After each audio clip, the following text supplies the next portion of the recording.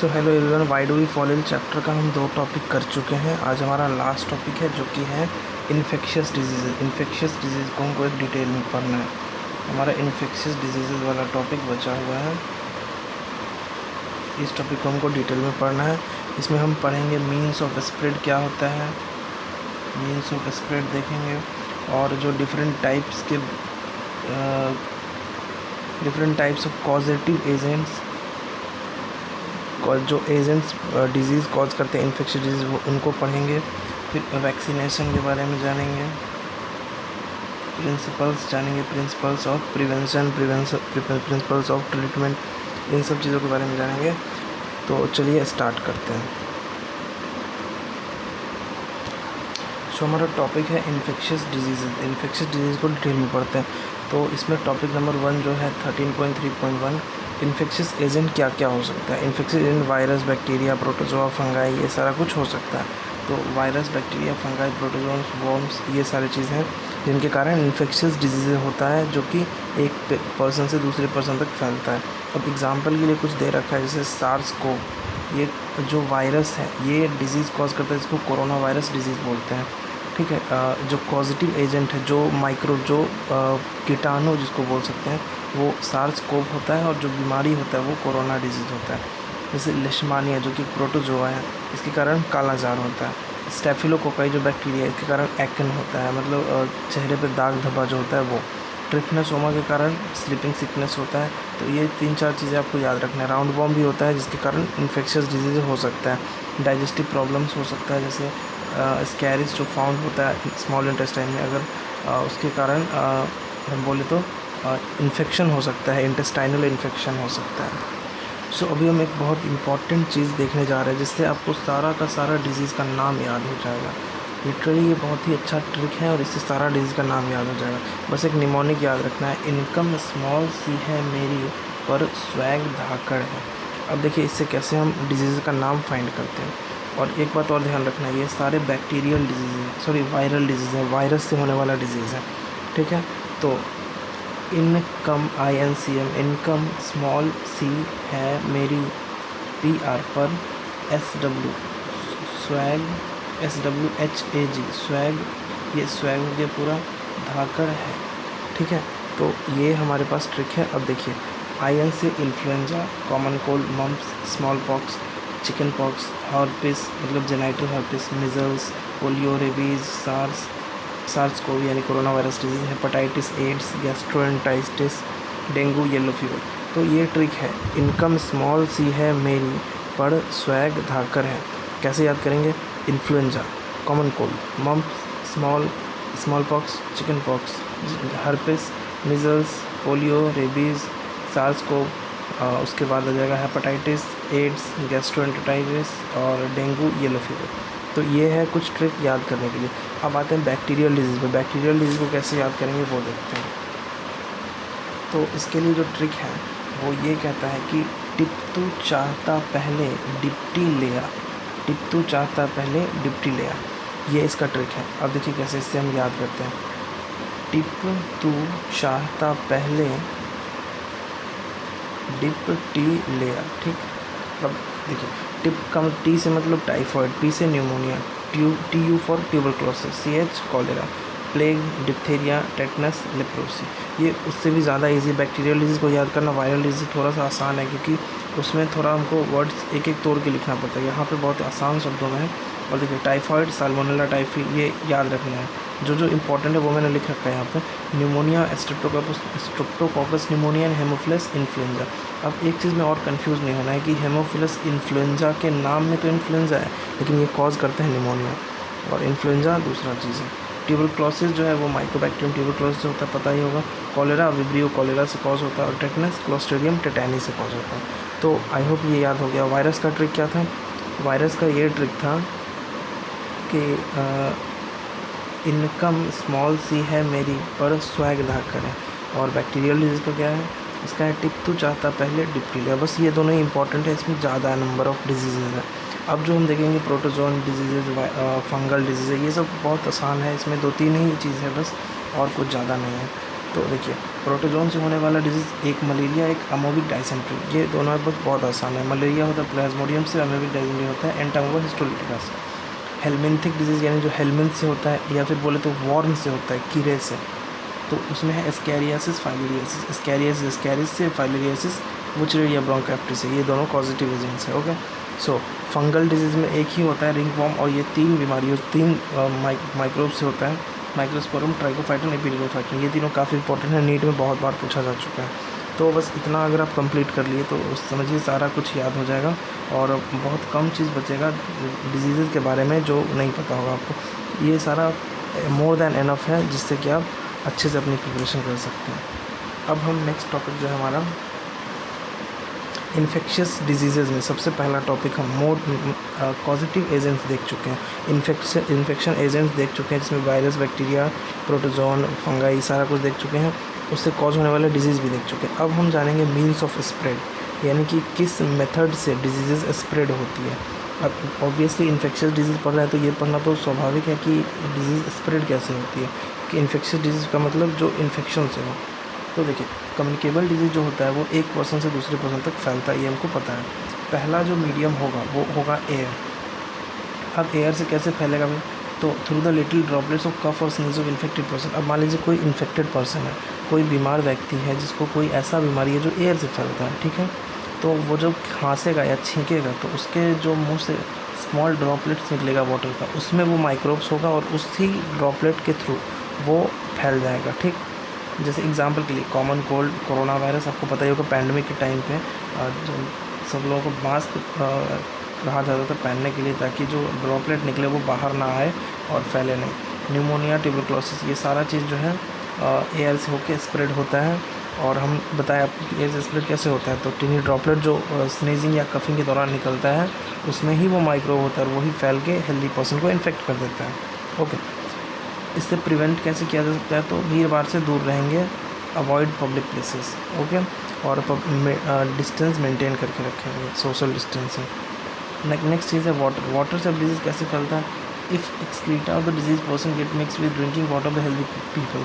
अब ये क्या बात हुई, मतलब जो डिजीज़ पर्सन है उसका जो एक्सक्रीटा, जो वेस्ट मटेरियल होगा, वो कहीं ना कहीं परकोलेट कर जाएगा, वो कहीं कहीं वाटर के, सॉइल के लेयर्स के अंदर चला जाएगा वो, और उसमें जो माइक्रोब्स होगा वो कहीं ना कहीं ड्रिंकिंग वाटर में मिल जाता है, और फिर वो ड्रिंकिंग वाटर जो यूज़ करता है पर्सन उसको वो इन्फेक्ट कर देता है। एग्जाम्पल के लिए कॉलेरा, टाइफॉइड एक्सेट्रा। ठीक है, नेक्स्ट जो हमारा एजेंट है वो है वेक्टर। वेक्टर का मतलब कोई भी ऐसा एनिमल या फिर जो कैरियर बोल सकते हैं, वो अगर डिजीज़ को कैरी करे इन्फेक्टेड पर्सन से हेल्दी पर्सन तक, तो उसको हम बोलेंगे वेक्टर ट्रांसमिटेड डिजीज़। एग्जाम्पल के लिए मलेरिया जो होता है वो मच्छर से फैलता है, और फीमेल एनोफिलिस जो होता है वो प्लाज्मोडियम जो प्रोटोजोन है उसको वो एक जगह से दूसरी जगह फैलाता है। यानी वेक्टर का काम कौन कर रहा है, मच्छर कर रहा है। कौन सा मच्छर, फीमेल एनोफिलिस। और ये डिजीज़ कौन सा कैरी कर रहा है, मलेरिया। ठीक, तो आई होप ये सारा चीज़ आपको क्लियर हो गया अच्छे से। और अगर एक दो और डिजीज़ देखें तो डेंगू जो होता है उसको एड्स मॉस्किटो ट्रांसमिट करता है, वेक्टर की तरह एड्स मॉस्किटो काम करता है। चिकनगुनिया भी एड्स इन दोनों के लिए है, डेंगू, चिकनगुनिया, डीसी। और स्लीपिंग सिकनेस से सेफ फ्लाई, ये इम्पॉर्टेंट है और वैसे उतना ज़्यादा 9th के लिए ज़रूरी नहीं। नेक्स्ट जो हमारा मेथड है मीन्स ऑफ स्प्रेड में, वो है सेक्सुअल कांटेक्ट। यानी सेक्सुअल कांटेक्ट बनाने से जो डिजीज़ेस ट्रांसमिट होती है उनको हम सेक्सुअली ट्रांसमिटेड डिजीज़ बोलते हैं, STDs।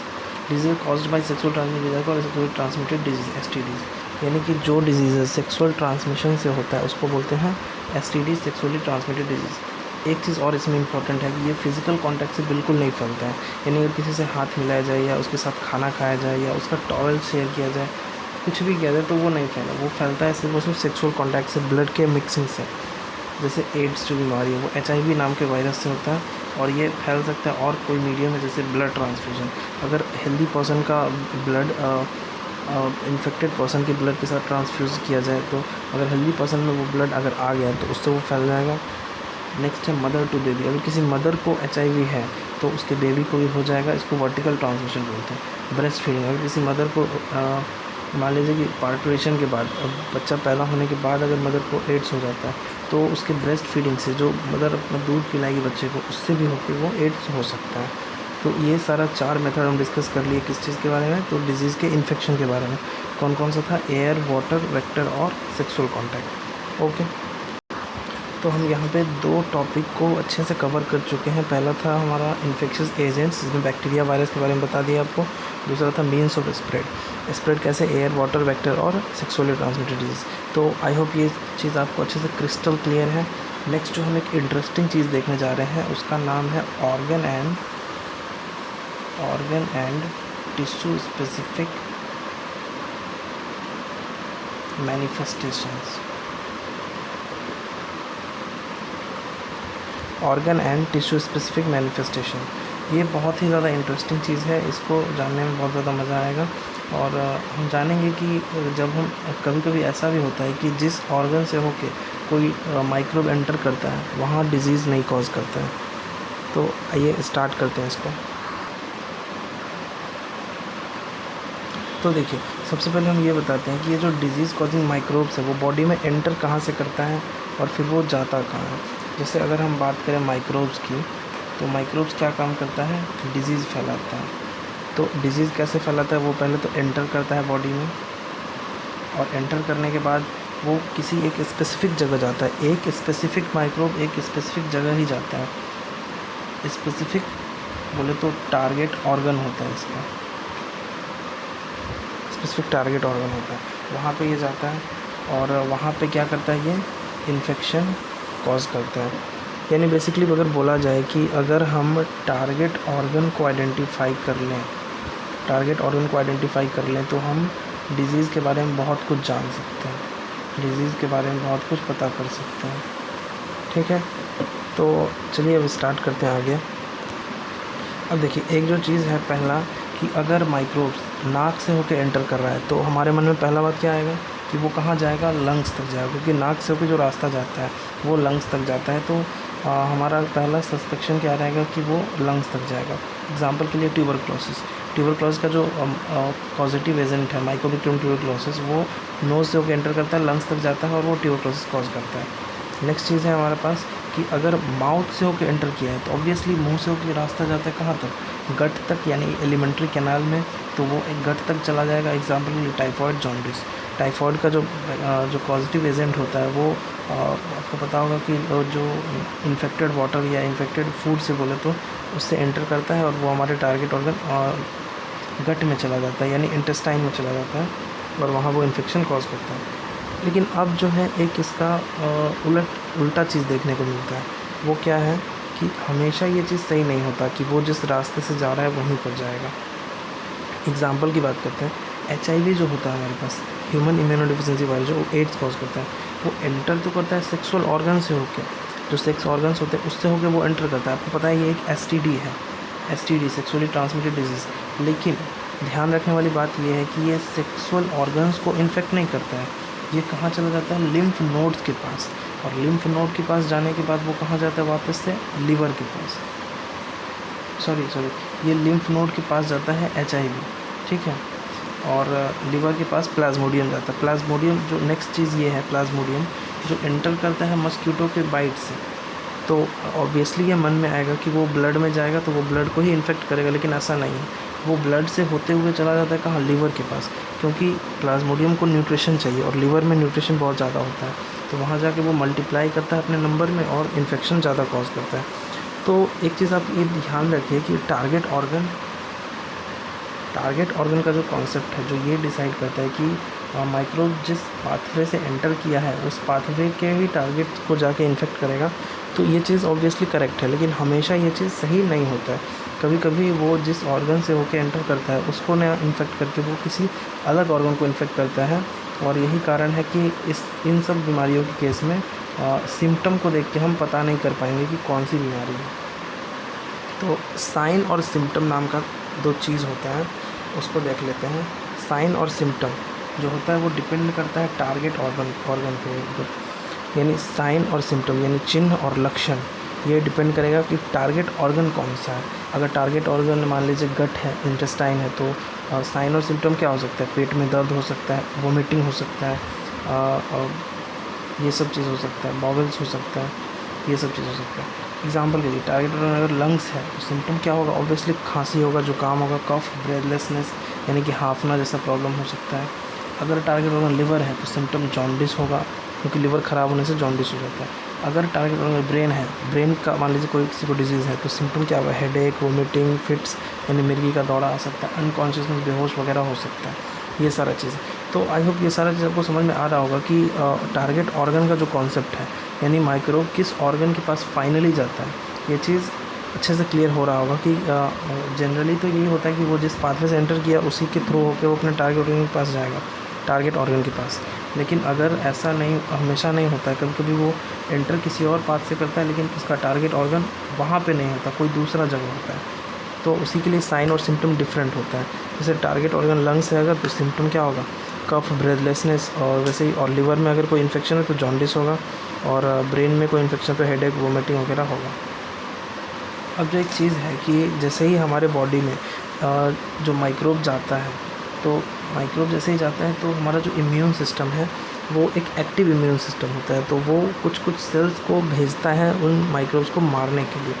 तो an active immune system requires many cells to kill the disease causing pathogens.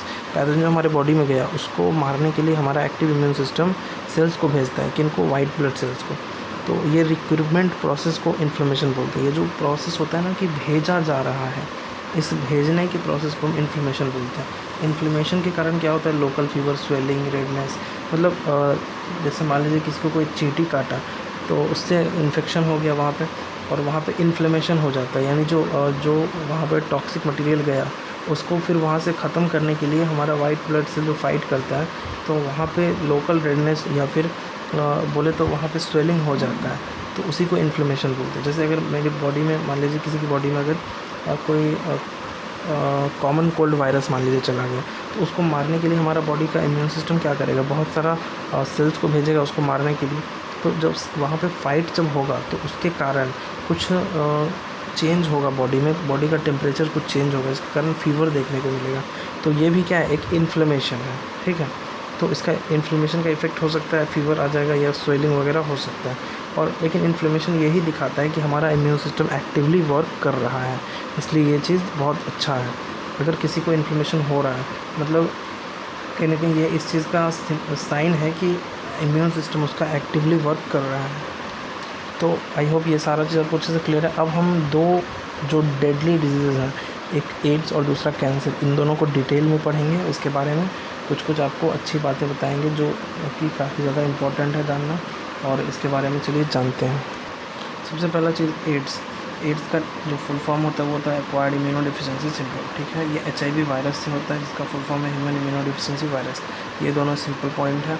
ये ट्रांसमिशन इसका कैसे होता है? तो ब्लड ट्रांसफ्यूजन से, ब्लड अगर इंटरमिक्स हो गया इससे, सेक्सुअल कॉन्टैक्ट से, अगर दो पर्सन के लिए सेक्सुअल रिलेशन तो उसके कारण से ये ट्रांसमिट हो सकता है। Mother to baby vertical transmission को बोलते हैं। थ्रू ब्रेस्ट फीडिंग से भी ये फैल सकता है। अब मेन मुद्दे पर आते हैं। HIV वायरस जैसे इन्फेक्शन होता है तो वो इम्यून सिस्टम के पास चला जाता है। HIV वायरस इम्यून सिस्टम के पास चला जाता है और डैमेज कर देता है इसके फंक्शन को, इसीलिए जो पर्सन है वो इम्यून डिफिशिएंट हो जाता है। नाम में ही दिख रहा होगा AIDS, एक्वायर्ड, मतलब एक्वायर्ड हुआ है यानी इन्फेक्शियस है। इम्यूनोडेफिशिएंसी सिंड्रोम यानी इम्यून सिस्टम उसका डिफिशिएंट हो गया है, यानी इम्यून सिस्टम डिफिशिएंट हो गया, इम्यून सिस्टम बिकम्स डिफिशिएंट, फिर इसको इम्यूनोडेफिशिएंसी डिजीज़ बोलते हैं। और एक चीज़ इसमें शॉकिंग ये है कि एक्चुअल में जो पर्सन होता है वो HIV के कारण नहीं मरता है, HIV के कारण एग्जैक्टली वो मरता नहीं है, रैदर वो इतना ज़्यादा इम्यून डिफिशिएंट हो जाता है, इम्यून सिस्टम उसका इतना ज़्यादा कमज़ोर हो जाता है कि अगर उसको स्मॉल सा कॉमन कोल्ड हो गया ना तो वो निमोनिया का रूप ले लेगा। अगर गट का एक सिंपल सा इन्फेक्शन है तो वो बहुत ही सीवियर डायरिया हो जाएगा और ब्लड लॉस उसका हो जाएगा, यानी जो बॉवल्स होंगे उसमें ब्लड का लॉस हो जाएगा और अल्टीमेटली वो पर्सन डाई कर जाएगा, उस पर्सन का अल्टीमेटली डेथ हो जाएगा। और एड्स के लिए जो मेडिसिन अभी अवेलेबल है वो एड्स को कम्प्लीटली क्योर नहीं कर रहा है, वो बस पर्सन के लाइफ को थोड़ा सा एक्सटेंड कर सकता है, बाकी इसका कोई परमानेंट क्योर अभी तक अवेलेबल नहीं है। सो हमको ब्लड ट्रांसफ्यूज़न इन सब चीज़ों से ध्यान रखना चाहिए। अब जो नेक्स्ट हमारा डेडली डिजीज़ है, जो घातक बहुत ज़्यादा डिजीज़ है, वो है कैंसर। कैंसर देखते हैं क्या होता है। अब एक चीज़ आपको हम बताना चाहेंगे कि नॉर्मल जो बॉडी सेल होता है वो अगर मान लीजिए डैमेज हो गया, मान लीजिए जैसे मेरे हाथ अगर यहाँ पे कट गया थोड़ा सा, ये डैमेज हो गया ऑब्वियसली। तो जब डैमेज होगा तो मान लीजिए यहाँ पे अगर कट गया तो यहाँ पर के जो सेल्स हैं वो डिवाइड करेंगे, डिवाइड करते करते करते करते ये मेरा पूरा रिपेयर हो जाएगा। तो वो रिपेयर कैसे होता है? Cell divides to repair the bound, bound repair करने के लिए, यानी जो घाव है उसको रिपेयर करने के लिए सेल क्या करता है? डिवाइड करता है। अब when the cut parts come in contact then cell division stops. मान लीजिए यहाँ पे अगर कट गया दो साइड में, तो इधर के सेल्स डिवाइड करेंगे, इधर के सेल्स डिवाइड करेंगे। जब ये दोनों टच में आएंगे, कॉन्टैक्ट में आएंगे, तो ये डिवीज़न का प्रोसेस रुक जाएगा और यहाँ पर ही क्या हो जाएगा? हमारा वाउंड हील हो जाएगा, यानी कि पूरा पूरा घाव भर जाएगा। तो जैसे ही कांटेक्ट में आता है तो सेल डिवीज़न क्या होता है? स्टॉप हो जाता है। इस प्रोसेस को बोला जाता है कांटेक्ट इनहिबिशन, यानी when the two tissues, when the cut parts come in contact then cell division stops. क्यों स्टॉप होता है? क्योंकि हमारे सेल्स के पास एक प्रॉपर्टी है जिसको बोलते हैं कांटेक्ट इनहिबिशन। कांटेक्ट में आने पे सेल डिवीज़न इनहिबिट हो जाएगा, रुक जाएगा। कांटेक्ट इनहिबिशन इसी चीज़ को बोलते हैं। अब एक चीज़ देखते हैं, जब सेल्स के अंदर ये प्रॉपर्टी ही नहीं होती है कांटेक्ट इनहिबिशन की, when cells lose the property of contact inhibition, जब सेल्स अपने इस गुण को खो देता है कि वो कांटेक्ट में आने के बाद डिवाइड करना इनहिबिट कर दे, तो सेल्स क्या होता है कि वो कांटेक्ट इनहिबिशन को तो खो गया, तो उसके बाद सेल कंटिन्यूसली डिवाइड करेगा। उसको फ़र्क ही नहीं पड़ता है कि कब डिवाइज़न रोकना है, इससे कोई फ़र्क नहीं पड़ता है। वो डिवाइड करता रहेगा, नॉन स्टॉप डिवाइडिंग, वो कंटिन्यू डिवाइड करता रहेगा, यानी कि नंबर ऑफ़ सेल्स बढ़ते रहेंगे हमेशा, जिसके कारण ट्यूमर बन जाता है, जिसको गांठ बोलते हैं। ट्यूमर बन जाता है, स्किन का ट्यूमर। और ट्यूमर दो टाइप का होता है, पहला बिनाइन ट्यूमर, दूसरा मैलिग्नेंट ट्यूमर। बिनाइन ट्यूमर एक ही जगह स्थिर रहता है, ये उतना ज़्यादा घातक नहीं होता है। मैलिग्नेंट ट्यूमर, एक ट्यूमर जो है ब्लड के रास्ते से होके वो दूसरे जगह तक चला जाएगा, वहाँ ट्यूमर फैलाएगा, फिर अलग जगह जाएगा, वहाँ ट्यूमर फैलाएगा। ये बहुत ही घातक होता है, बहुत ख़तरनाक कैंसर होता है, जिससे बचना संभव ही नहीं होता। अब एक चीज़ आप ये सोच रहे होंगे कि जो सेल होता है वो कांटेक्ट इनहिबिशन को खो कैसे देता है? ये तो सेल का प्रॉपर्टी है। मान लीजिए ये सेल है, इसके अंदर डीएनए वगैरह है, तो ये तो इसके डीएनए में वो चीज़ होना चाहिए कि ये कांटेक्ट इनहिबिशन को मेंटेन रखे, तो ये खोता कैसे है? तो ऑब्वियस सा कारण है, इसके डीएनए में कुछ बदलाव आने के कारण ये कांटेक्ट इनहिबिशन को खो देता है, जिसके कारण कैंसर हो जाता है। और वो डीएनए डैमेज किस तरह से हो सकता है? बहुत सारे तरह से। अल्ट्रावायलेट रेडिएशन आने की वजह से हो सकता है, वायरस के कारण हो सकता है। वायरस, कोई ऐसा वायरस होगा जो उसके डीएनए को ख़राब कर दे, तब जाके कैंसर हो सकता है। बात करें कि कैंसर अगर किसी को हो गया तो उसका ट्रीटमेंट क्या होगा, तो ट्रीटमेंट में इम्यूनोथेरेपी दिया जाता है, रेडियोथेरेपी वगैरह किया जाता है, जिससे कि जो जहाँ पे जो ट्यूमर बना हुआ है उस ट्यूमर वाले एरिया को जला के हटा दिया जाता है। और या फिर बोला जाए अगर किसी एंड वाले पार्ट पे तो उसको काट के हटा दिया जाएगा। जैसे हाथ में अगर कहीं पे हो गया तो पूरा हाथ ही काट के हटा दिया जाएगा, जिससे कि ट्यूमर्स स्प्रेड ना हो पाए अलग पार्ट्स में। सो ये हम कैंसर डिस्कस कर चुके हैं। नेक्स्ट टॉपिक के ऊपर चलते हैं। अब जो हमारे पास नेक्स्ट टॉपिक है वो है हमारे पास principles of treatment. Principles of treatment, principles of treatment हम ये जानेंगे कि किसी भी डिजीज़ को ट्रीट हम कैसे करते हैं। ट्रीटमेंट भी, प्रिंसिपल्स का ट्रीटमेंट दो तरीके का होता है। आइए स्टार्ट करते हैं। देखिए, प्रिंसिपल्स ऑफ ट्रीटमेंट में दो तरीके का ट्रीटमेंट होता है। पहला कि अच्छा, एक बात आपको बताया है कि जो डिजीज़ होता है उसका सिम्टम होता है, तो पहला जो वे है ट्रीटमेंट का वो है रिड्यूस द सिम्टम्स, सिम्टम्स को कम करना। इसमें डिजीज़ कम्प्लीटली क्योर नहीं होता। दूसरा चीज़ है किल द माइक्रोब्स, जो माइक्रोब के कारण डिजीज़ हुआ उसको किल करना, ये डिज़ीज़ का कंप्लीट क्योर होता है। अब एक चीज़ देखे होंगे कि अगर मान लीजिए किसी को कोई बीमारी है, उसके कारण जो सिम्टम आ रहा है, तो वो चाहते हैं कि वो सिम्टम आना बंद हो जाए, तो वो डिज़ीज़ ट्रीट हो गया। तो ऑब्वियसली सिम्टम आना बंद हो गया तो वो एक ट्रीटमेंट हुआ, जिसके कारण अब उसके अंदर कोई भी सिम्टम नहीं रहेगा। लेकिन दूसरा मेथड होता है कि कम्प्लीटली जड़ से ख़त्म करना, जिसको बोलते हैं कि जिस माइक्रोब के कारण हुआ उस माइक्रोब को ही किल कर देंगे, जिसके कारण डिजीज़ जड़ से ख़त्म हो जाएगा, उसका कोई भी पार्ट नहीं रहेगा। अगर सिम्टम कम किया गया है तो हो सकता है सिम्टम वापस से आ जाए, क्योंकि डिजीज़ तो कम्प्लीटली क्योर नहीं हुआ है। तो इसको the treatment reduce the fever, loose motion etcetera. जो सिम्टम रिड्यूस करने वाला जो ट्रीटमेंट है वो डायरेक्टेड होता है towards reduce the fever, loose motion, ये सब को कम करता है। लेकिन जो माइक्रोब किलिंग वाला प्रोसेस है वो किल करता है कॉज ऑफ डिजीज़, बीमारी किस कारण से हुआ उस कारण को ख़त्म करेगा। ठीक है, तो ये प्रिंसिपल ऑफ ट्रीटमेंट में 2 प्रिंसिपल हैं। अब देखिए नेक्स्ट है हमारे पास कि माइक्रोब्स को किल कैसे किया जाए। सिम्टम तो कम किया जा सकता है, वो इजी है। माइक्रोब्स को किल कैसे किया जाए। माइक्रोब की कैटेगरीज हैं बैक्टीरिया, वायरस, प्रोटोजोन और फंगाई। तो हर एक अलग अलग पैथोजन का अलग अलग बायोकेमिकल लाइफ प्रोसेस होता है। बैक्टीरिया का बायोकेमिकल पाथवे अलग होगा, वायरसेस का अलग होगा, प्रोटोजोआ का अलग होगा, फंगाई का अलग होगा। यानी कि बोले तो स्पेसिफिक टू द ग्रुप, जिस ग्रुप का माइक्रोब है बिलोंग करता है उस ग्रुप के लिए स्पेसिफिक होगा। यानी कि हम कह सकते हैं एक specific medicine work against only one type of microbe without affecting the other और ओन सेल। यानी कि हम ये देखें कि 4 टाइप का जो माइक्रोब है उन चारों टाइप का माइक्रोब का अलग अलग पाथवे होता है और एक टाइप का जो मेडिसिन अवेलेबल है, एक मेडिसिन एक ही कैटेगरी के माइक्रोब्स को अफेक्ट करेगा।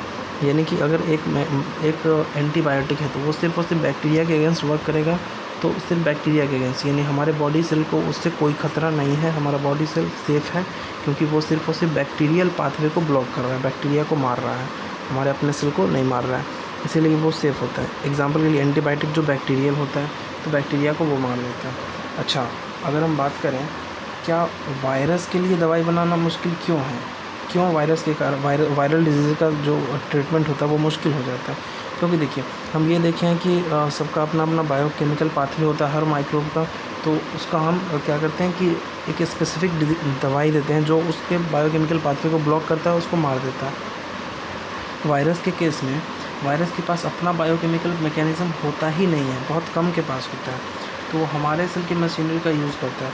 यानी वायरस तो वैसे हम एक बात आपको पता होगा कि वायरस जो है वो अगर ह्यूमन बॉडी से या फिर किसी भी होस्ट सेल से बाहर है तो वो नॉन लिविंग है, लेकिन लिविंग सेल में वो एंटर कर जाता है तो वो लिविंग की तरफ वर्क करता है।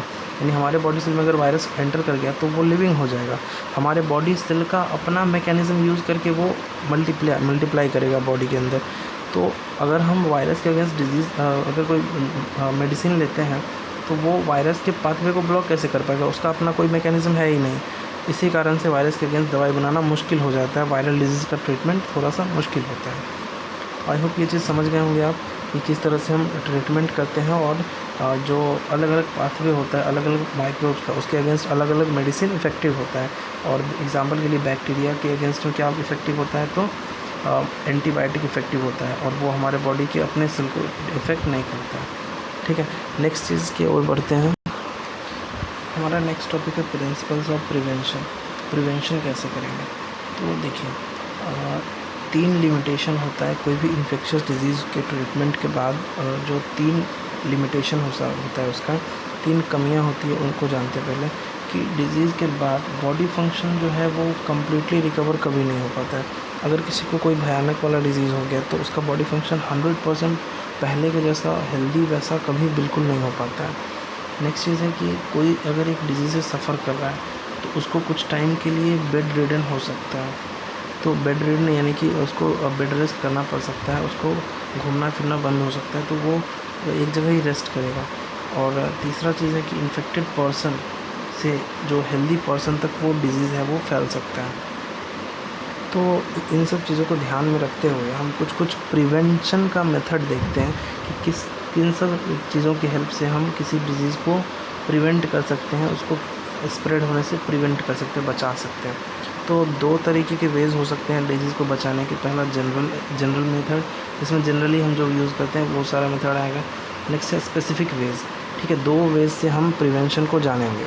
ओके, तो आइए देखते हैं। जनरल वेज़ में आता है हमारे पास सबसे पहले जो एयर बॉर्न डिजीज़ है, जो एयर से होकर फैलता है, तो उससे बचने के लिए हम जनरल मेथड क्या अपना सकते हैं।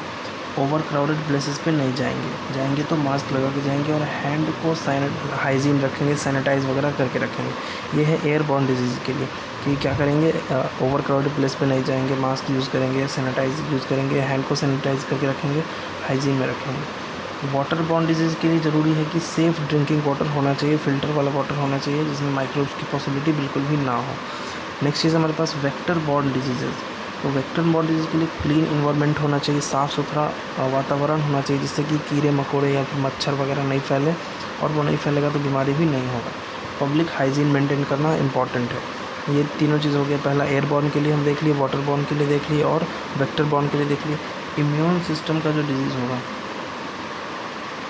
इम्यून सिस्टम इम्यून सिस्टम के बारे में हम कुछ जान रहे हैं कि इम्यून सिस्टम हमारे बॉडी का एक ऐसा सिस्टम होता है जो कि हमारे बॉडी को लड़ने की क्षमता देता है किसी माइक्रोब के अगेंस्ट। यानी एक चीज़ हम ये देखेंगे क्लास में कि जब किसी एक बच्चे को सर्दी हुआ रहता है तो वहाँ तो ऑब्वियस सी बात है कि वो जब खांसेगा तो पूरे क्लास भर में माइक्रोब उसके फैल जाएंगे।